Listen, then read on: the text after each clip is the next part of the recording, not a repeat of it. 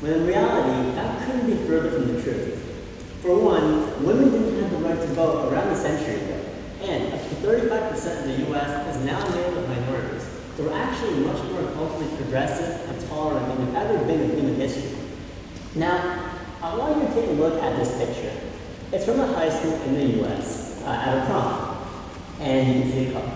Now, I want you to take a look at this picture and analyze it. Is there anything about this picture that you deem inappropriate? Is there anything about this picture that you find offensive? Now, most likely not. I didn't find anything wrong with it. It seemed like a really harmless picture. But that's not how everyone sees things around the world today.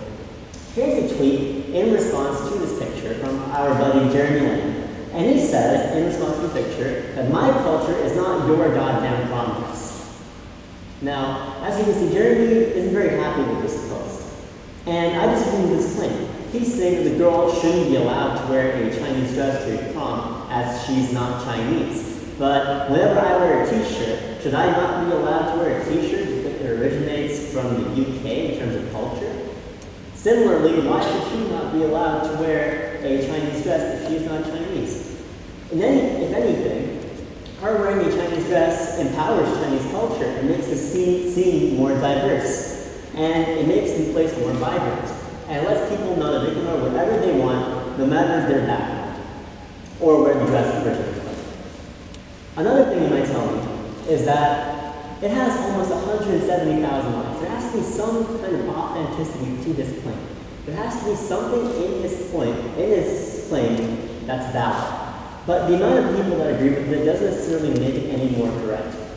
For example, in a poll conducted by The Atlantic, about 3% of Americans believe, 4% of Americans believe that shape-shifting lizards control politics in America. This issue extends further than just one tweet on Twitter to a prom picture. It takes place in industries and in politics. Now, here is an article from Digital America about the male dominance in video games. The article basically summed up, talks about how most video games have male protagonists and not enough females. Although the response to this could be that maybe the developer of the game had a certain vision in mind and thought that their story would be best presented and portrayed by a male character. But they try to claim that it's sexist. Now, this pushes the game developer and publisher into a corner and forces them to cave in. And that's exactly what happened. At the end of 2018, the publisher EA released a game called Battlefield 5, and it featured a female protagonist. So you may think, yay, everyone's happy now, no one's offended. But people were now offended because on the opposing side of the fence, people were upset that the developer had listened to this vocal minority. People were upset that the game was historically inaccurate, as women didn't fight in wars the same way the game portrays in World War II. And this puts the game developer in a really tough spot, because no matter what they do, whether they decide to keep the female protagonist or not, people will always be offended from either side of the fence. And it almost feels like they're nitpicking and just trying to find something to be outraged by, because they know it causes lots of controversy and gets them attention. And this isn't just video games. This is everything. Here's a picture from a movie trailer released in 2017, and it's a picture of Wonder Woman. She has her hands in the air, and she seems to be in some kind of conflict. Now, I want you to take a look at this picture and tell me, at first glance, when you see this picture, is there anything here that you would lose sleep over?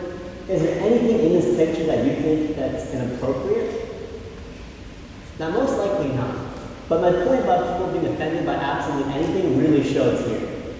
People found a way to get offended by this picture because Wonder Woman had shaved armpits.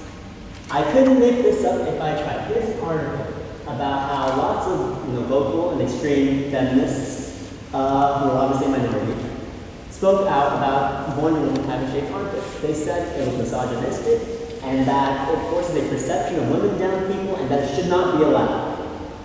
And it makes you ask, just how petty, how small are these issues that these people are outraged by? Does it really matter? And that brings me to my final point, is that there are bigger issues around the world than Wonder Woman having shaved armpits. There's nothing wrong with talking about something and something that you disagree with and something that you think needs to be changed. But I think it needs to actually be a real issue. Instead of talking about what a girl wore at prom, because of the Chinese dress. Why don't you talk about the 1 billion people who still live in extreme poverty? That's living under $1.25 a day. Instead of talking about Wonder Woman having shaved armpits, why don't you talk about the 100 million homeless people around the world, thousands in each country?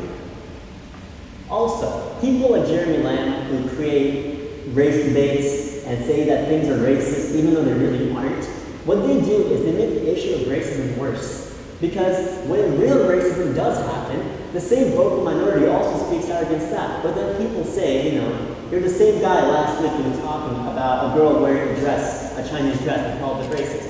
And their claims are misheard and disregarded. And therefore the real racism actually wins in the end of the day. Now, I want to show you the same picture that I showed you at the beginning. At first glance, when you see this picture, are you actually offended? Thank you.